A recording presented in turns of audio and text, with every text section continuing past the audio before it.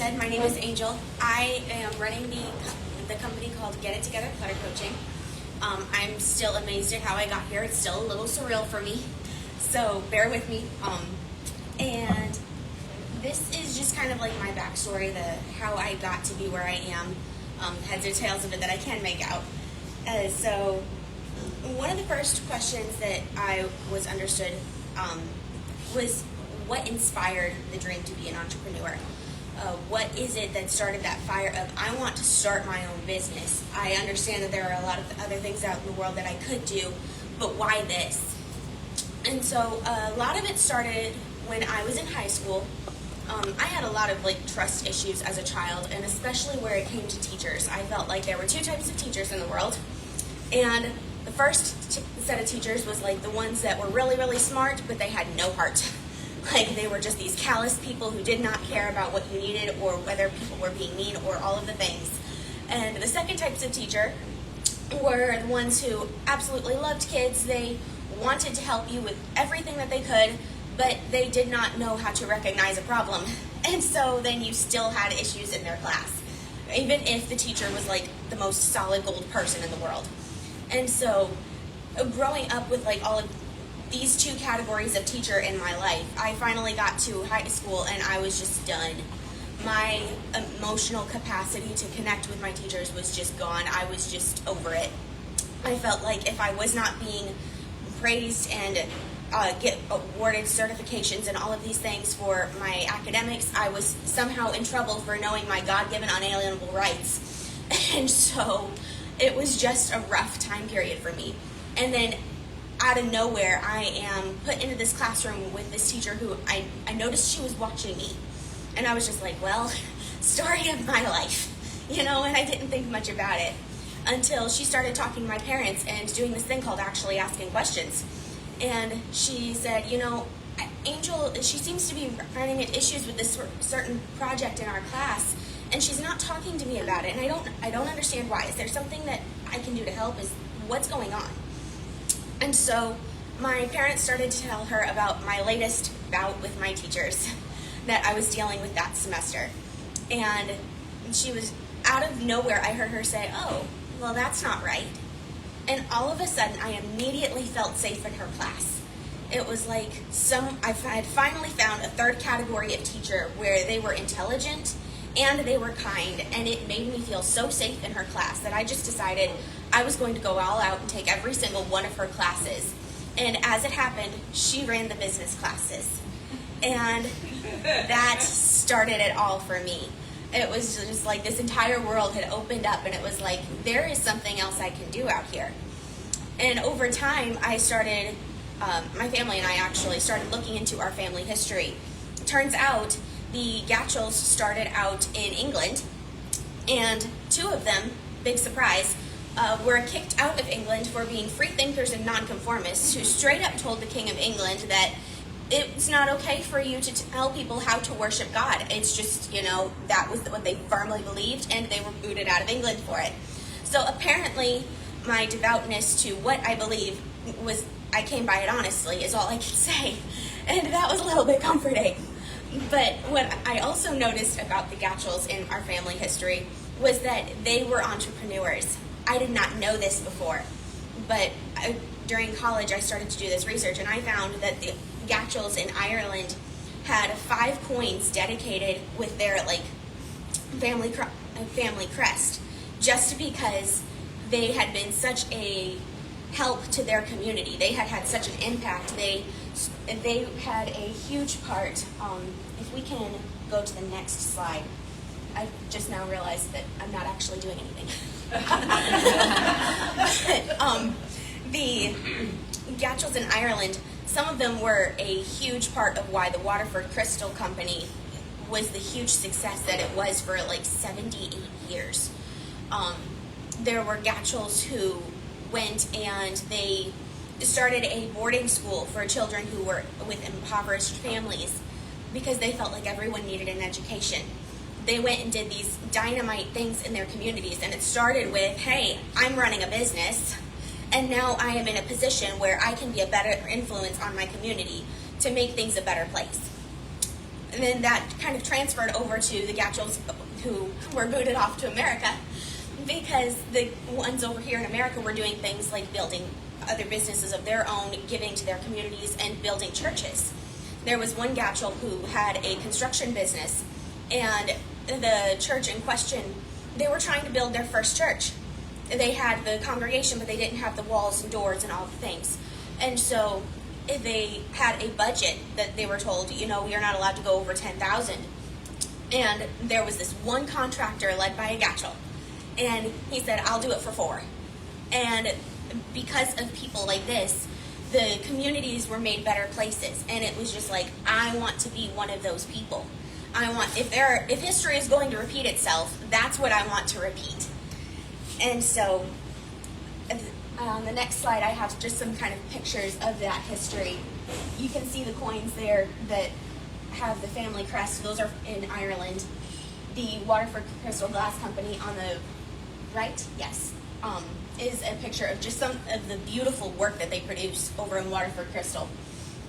And the Mount Mellick, now it's a community school, but at the time it was a private boarding school. And the Church of St. Lawrence.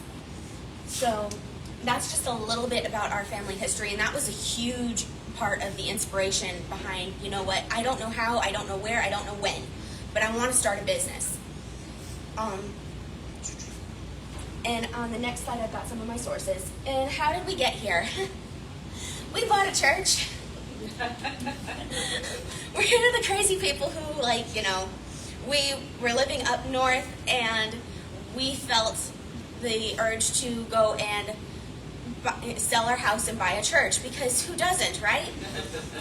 And so happened to be in college at the time. I was going for my associate's degree in pastoral leadership, because I've always loved the ministry. I've always wanted to be that person who is able to walk out and help people and bring calm and turn it into chaos. Or no, chaos and turn it into sorry. There's just a lot of C words in my brain. But take a chaotic situation and make peace out of it is what I'm trying to say. And so I was in college for my minister's degree, and next thing I knew, the week that I was graduating, we closed on the sale of a church. And the church happens to be in a small town, you guys probably know it, over in Newkirk, Oklahoma. And that brought me inadvertently to Ponca City, because, you have to work, right?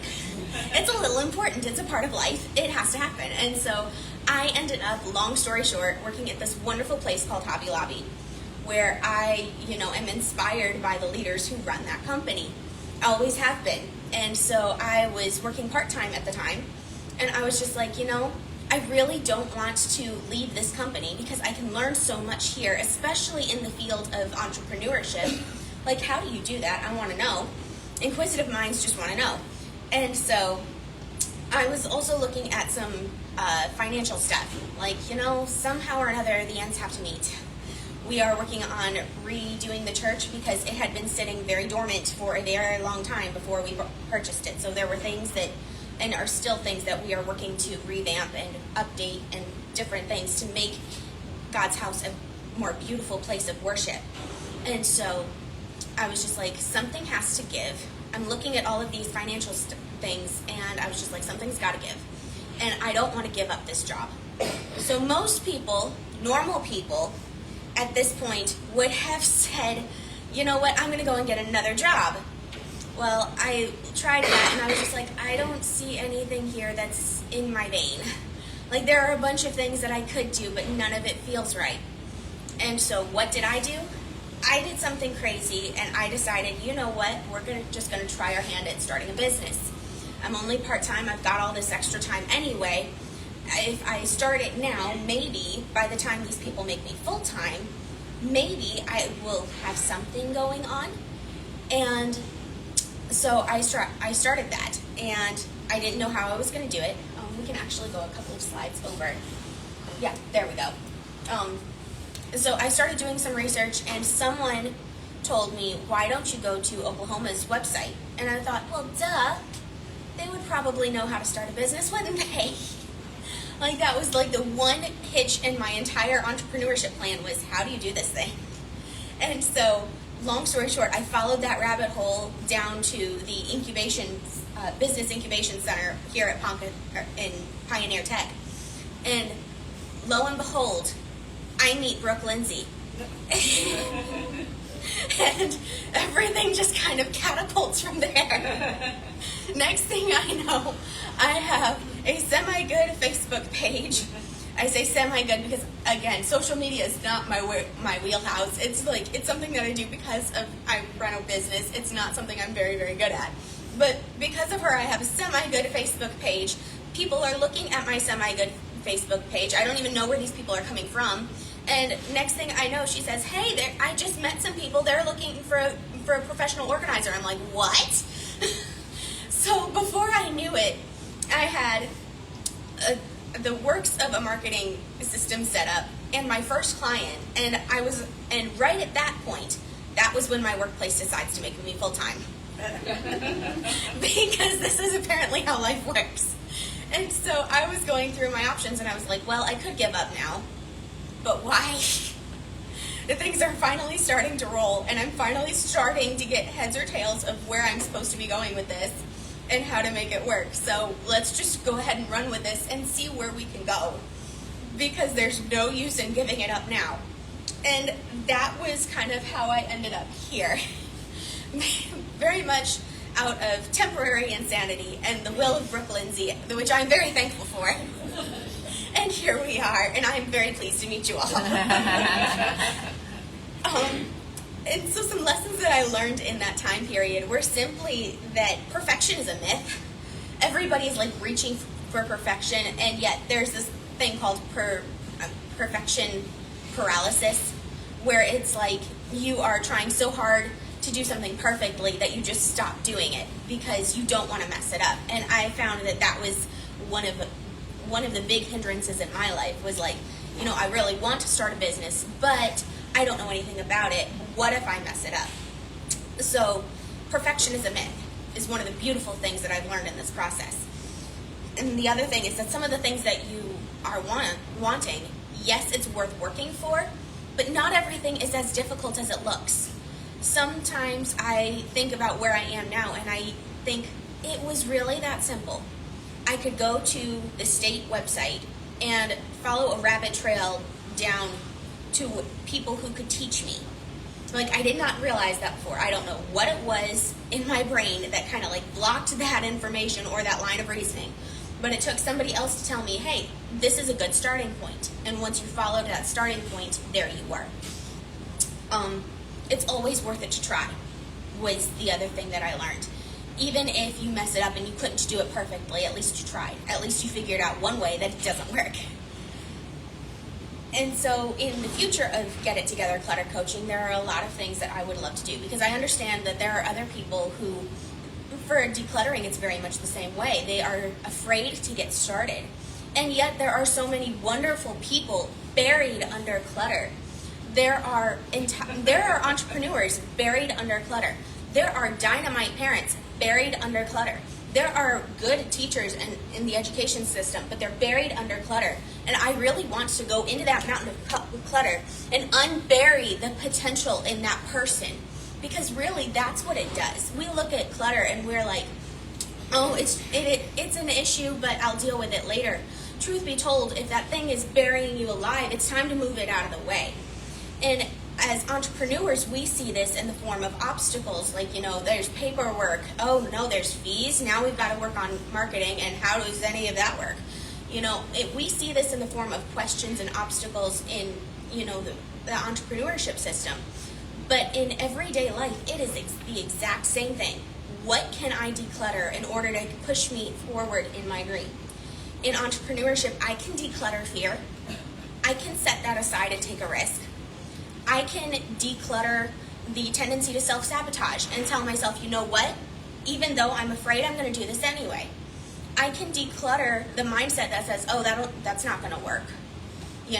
Surely that couldn't possibly be me one day. I can declutter all of those, and I can step forward into the business that I want to bring about into the world. And my dream is to unbury other people with potentials. What if there are authors buried under that clutter? What if there are good parents buried under that clutter? Who is it that's buried under their clutter? Is it more entrepreneurs? Do we need more entrepreneurs in this country? Probably. Can we go find them buried under clutter? Most likely. What would these people do if they weren't fighting with the clutter? If they were not fighting with the mess, thinking, oh, I can't even handle this mess, why in the world would I insert dream here? That's kind of the vein that I want to get into. I want to unbury the potential in people because I know it's in there, and the problem is they need to know it too. So in order to go forward with that dream, I would love to be working with at least 5 to 6 clients at any given time. Decluttering a space does take a bit, especially if the space is a little bit of a bigger room or whatever. Some people want to go through and they want to completely organize their entire house. That's going to take some time. But if I can work with at least 5 to 6 clients at any given moment, then I can be working with at least 1 client every day of the week. So that's what I would love to be doing. I would absolutely love to be working with these people more often because there's so much that needs to be done. I would also love to be doing this coaching online as well. I don't want my client base to be trapped in one location. There's an entire world that needs to be decluttered. And so if I can work with people from anywhere for any reason and be able to tell them, yeah, this is the problem that you're working with, this is how you remove this obstacle. You're overthinking, give it 5 minutes. Just 5 minutes with that drawer. You know, if I can coach people online, then I can reach more people and I can unbury more potential. And the other thing that I would love to do is actually hire a full-time social media manager. I am not fantastically savvy in that department. I am running it at the moment, but it's not my first preference. It's something where it's like I am literally trying to figure this out as I go, even if I have to flip over a couple of times in the water trying to learn how to swim. So over the course of time, I would love to be able to grow my business to the point where I can afford to hire a full-time social media manager, and that would also free me up to turn the social media aspect into a social influencing aspect where the social media is generating its own income, and that's one thing I don't have to worry about. I would love for... Why in the world are my notes leaving? Gotta love life. Okay.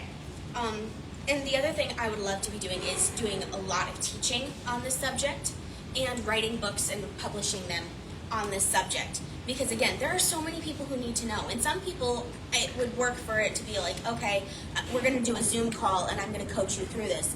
Other people are like, I need you next to me to give me that moral support that says that I can't actually deal with this junk drawer. Or teach me how to keep my head while I'm looking at the crazy in my house so that when I go back to my house, I don't lose my mind trying to fix it. So anything that I can do in regards to teaching about this, that's something that I would love to see more of in the future of Get It Together Clutter Coaching. That is pretty much the bulk of what I have. Are there any questions? Did I skip over anything quickly? Yeah. Can you tell them a little? I was amazed with like the theory that you used, the online thing that you found with the bugs. Okay. Can you tell them a little about that? That was a major contributor to my temporary insanity that started my business. So while I was part-time, I was watching this woman. Her name is Cassandra Arson. She lives over in Canada, and she talks about the 4 clutter bug styles. It's a concept that has completely revolutionized my life. I legit thought I was a messy person. All through school, anything that I touched didn't matter if it was my desk or my locker or my room. Like, everything was just a hot mess sandwich, and my mother swore up and down that she had taught me better than that. And so it was just this common understood thing that my spaces were always a mess. And part of it was just because my headspace was a mess. There was a lot that I was dealing with at the time. But part of it was simply that the systems that were in place were not organizing systems that I was going to use. It was not going to work for me. My brain was working faster than these systems could. And so it just wasn't working. And in comes this woman who says, "You're not messy, you think differently." And I'm like, I'm not? Tell me more. Because I don't know that actually works in my case. But go ahead and tell me more. And the next thing I knew, she was talking about clutter bugs. And her philosophy is that there are 4 different main types of organizing styles. There is the cricket, who is your typical, like, A personality with a super organized space. They have organization systems that are like broad organization, but then they are very, very detailed. So for example, if I have this bin, right? Let's just pretend I have this bin. I've got it, you can't really see inside it. I can put a lid on it. We are going to move my things out of the way of it. If I want, I can put smaller bins inside the bin, and I can go ahead and organize things in a way that has multiple categories in the same bin, right? I can take this bin and I can put cords in one small container, and I can put the bricks in another small container, right? If I'm a cricket, that's probably what I'm going to do. And I'm going to hide the whole thing away off somewhere so that everything else is visually appealing and I don't have to look at it, right? If I'm a cricket, that's probably what I'm going to do. And that's what most people perceive as a neat and tidy person. What people don't seem to know. So there are 3 other styles, and this does not work for them. There is the ladybug, where, why do we need a lid? They're like, I'm not going to use that. This thing is in my way. I have a whole life to live. Why are you putting this obstacle in my path? Give me the bin. And they're going to be saying, why do I need these micro categories? I don't want them. There's too much to think about already. Get those out of my way. All I want is a bin. All I want is this broad category bin where I can just take any cords and any cables and anything of techno who's what's it and put it in the bin and then set it aside somewhere out of my way where I don't have to look at it. If I need a cord, it's in there. That's all I want in my life. If you're a ladybug, that's what you're saying. Now, if you are a butterfly, you're down with the broad category thing. But why can't I see my stuff? If I can't see it, aren't I going to lose it?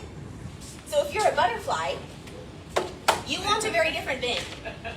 You don't want to not be able to see your stuff. You're afraid that you're going to lose it all. And you probably might. And so you want a very large category bin, but you want it to be clear.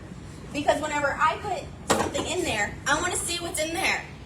I don't want to have to like pull off a lid or like try to look through an opaque container in order to try to figure out what was it that I put in there again.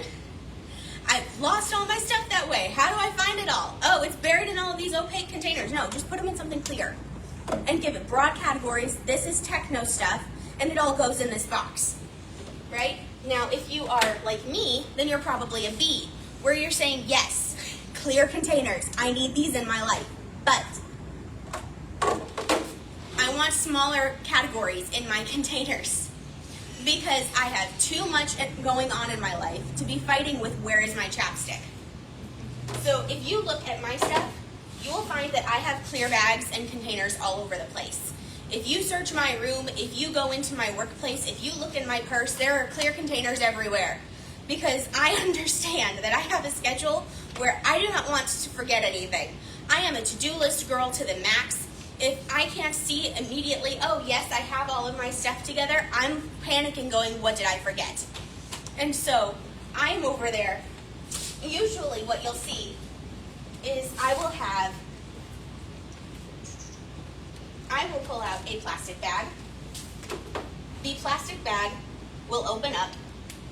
Inside it, I will put my phone. I will put, if I can open it, my earbuds, because my lifelong learning tools are my earbuds, and my chapstick, because again, it's World War III if I can't find my chapstick. And the whole thing is going in a clear plastic bag, so that any time in life, I understand, yes, I have my phone, yes, I have my earbuds, yes, I have my chapstick. And this goes with me everywhere. If I go to work and you happen to be in the break room, you're going to see it out and about. If I'm at home and I've got stuff going on in my room where I'm just trying to figure things out for the next day, it's probably laying on my bed somewhere. If I'm in the kitchen and I'm trying to do things, clean up the kitchen, it's hanging out on the counter. Wherever I am at any given time, I know where my phone is. I know where my earbuds are. I know where my chapstick is. And there will be no World War III because I can find all the things. Right? Again, I am a B, and I understand this about myself, and it has made a huge difference in my life. Because now I understand that I was never messy. The systems in place were not working.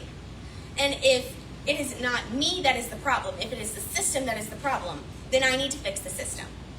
And so that is just one thing that really helped to revolutionize my life, and I want to use this to help revolutionize everybody else's. So now we all need t-shirts. I'm a ladybug. You know what we are. Sell them on Facebook. Right? I love it. I love that it's bugs. It makes me happy. It makes my life easier, and it gives a visual so that you can kind of see. Get it together, ladybug. That's a ladybug.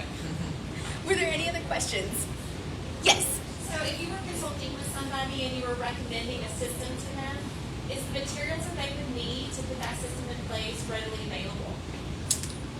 That is an excellent question. How do you mean by readily available? Can I go to the Dollar General or Hobby Lobby and buy the system These containers? components, containers or planners, whatever Yeah. that you are working with, dividers? Yeah. Are those materials to make those systems work readily available? Yeah, I would say yes. The question is, do you know what you're looking for? I mean, if you send a kid to school and you're getting them a dark colored backpack or like some kind of backpack that they cannot see through, and you are getting them zipper pouches for their pens and pencils that, again, they cannot see through, but this kid is a butterfly, because most kids are. They're afraid that they're going to lose their stuff.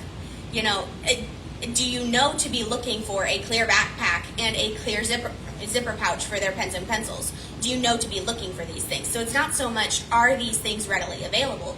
I have noticed that with like clear pouches, I usually have to order those online because there aren't a lot of places nearby where they sell those in specific. But if you know what you're looking for, it's easier to find it. And that's kind of where I come in. Because if you know that you need clear containers, now you can go shopping for clear containers. If you don't know that this is what you need, then your life is insanely crazy and you need somebody to come and show you, hey, this is the problem. Does that kind of help? Yeah. Okay. Anything else? What's up? If you'd like more information about decluttering, and Angel's having a class at the end of the month, if you want some information, it's here on the table. Get registered for her class. Yes, ma'am. I am very excited about that. I have always wanted to teach. I did daycare for a while just because like I loved working with kids, and I've always kind of had the heart of a teacher. My teachers in school would always like put me with people who were having trouble with the material, just because it was fun for me to be able to say, here's what you're missing, and here's how we can fix it. You know, that just kind of gentle push in the right direction, that little bit of guidance that a lot of people mistake. So if that is something that you feel like you need whenever you're decluttering, or if you know somebody where you're just like, hey, I know this is a very daunting task for you. I understand that this is something that you're not happy with in your life. I know a girl. She's teaching over here at Pioneer Tech, and it's happening at the end of the month this month. I would be happy to work with you guys. Is there anything else? Yes, ma'am. What can our community do to help support you? Say what? What can our community do to help support you? The kind where if I have questions, I know I can come ask. If I am starting to get cold feet and figure like maybe I don't know what I'm doing, people I can talk to and they can tell me their stories and how they pushed through, different things like that. I am now in a position where I am further in any endeavor than I've ever been. And I'm trying very hard to recognize the patterns that have like not worked before so that I can fix those. But if I have people around me who have been where I am and they can tell me their stories, or if I am having issues like just thinking, well, what if this isn't going to work, and I can just listen to them and how they got through it, that is huge for me. Hearing testimony from people who've been there is amazing for me. And especially if you're in like a coaching business or something like that, where I can kind of glean off of what you've learned, that is fantastic. It always helps me to figure out what has worked well for people and what has not. The other thing that I need is people that I can ask questions about, okay, what kind of organizing problems do you encounter? Or what do you see a lot of whenever you see people trying to get things organized? Because I do a lot of questions on my especially on my social media, where I'm like trying to figure out, kind of get a pulse on the situation, like what is it that people need to know, what are they missing? And the more people that I can get to give me feedback on those questions, the easier it's going to be for me to bring out content that's going to catch their attention and help them out. Because if I tell you 50 times a day something that you already know, it's not going to be helpful. But if I can bring that one piece of information that clarifies your entire conundrum, then we're going somewhere. And then I can be of a better help to people around me. So that's kind of where I'm going with the building a community. Does that help? Is there anything else? Any other questions?